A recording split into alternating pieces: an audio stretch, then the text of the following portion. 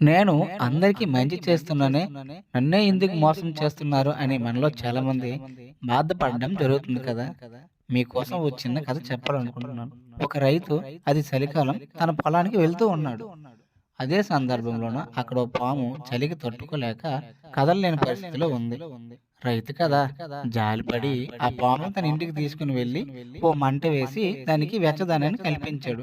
ఆ పాము ఆ వెచ్చదనానికి సహజస్థితికి రావడం జరిగింది. అదే సందర్భంలోన రైతుకి కాటు వేయడం కూడా జరిగింది.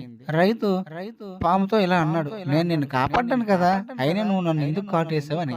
దానికి ఆ పాము అన్నది, నా స్వభావమే కాటు వేయడం అని సమాధానం చెప్పి వెళ్ళిపోయింది. ఇలానే మనలో చాలా మంది ఎటువంటి వ్యక్తులకి సహాయం చేస్తున్నామనే ఇంగిత జ్ఞానం కూడా లేకుండా సహాయం చేసి మోసపోతూ ఉంటున్నాం.